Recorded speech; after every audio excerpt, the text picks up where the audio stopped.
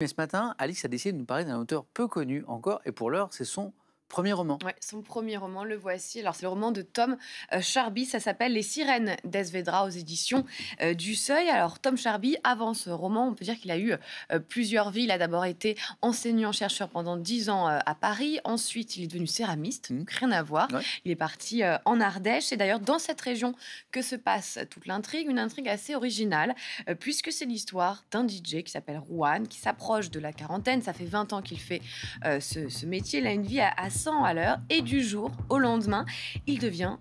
Vous dansez. Toujours. Bah, vous mettez de la musique électronique, je lance. Et ben ce DJ, il devient sourd. Pas de chance, en tout cas, il commence à perdre l'ouïe, et il décide donc, un petit peu malgré lui, de s'installer dans une maison isolée en Ardèche.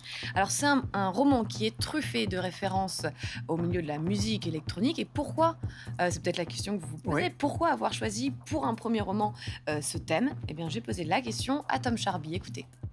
C'est un monde méconnu. En tout cas, c'est un monde sur lequel il y a beaucoup de caricatures. C'est-à-dire que la plupart des gens qui connaissent pas du tout ce monde-là le réduisent à toute une série de clichés qu'on connaît bien, la drogue, le sexe, l'alcool, la fête. Et j'ai eu quelques retours qui vont dans ce sens et ça me fait plaisir. Les gens qui disent mais ce monde, enfin la musique électronique, je la connais pas. Ça m'intéresse pas, je n'écoute pas du tout ça. Pour moi, c'est du boom boom. Et puis qui se sont plongés dans le livre et qui ont découvert un univers en se disant mais c'est ça.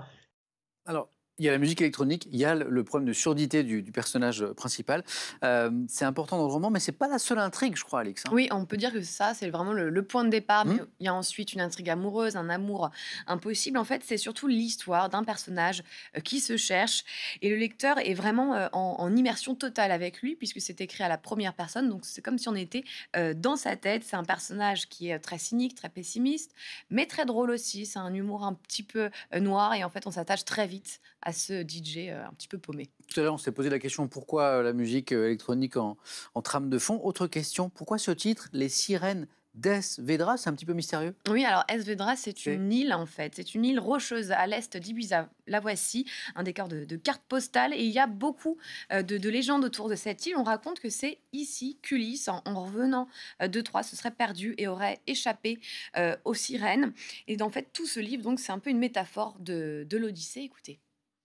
Il y a une métaphore à l'intérieur du livre qui est celle de l'Odyssée, de quelqu'un qui, d'une certaine façon, a voyagé comme ça pendant 20 ans et cherche à retrouver la femme de sa vie.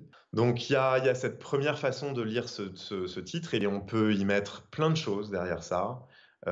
Évidemment, la musique, les drogues, cette vie à 1000 à l'heure. C'est bien sûr les sirènes des acouphènes qui le font souffrir, c'est les sirènes de la gloire et de la renommée, c'est les sirènes des pompiers.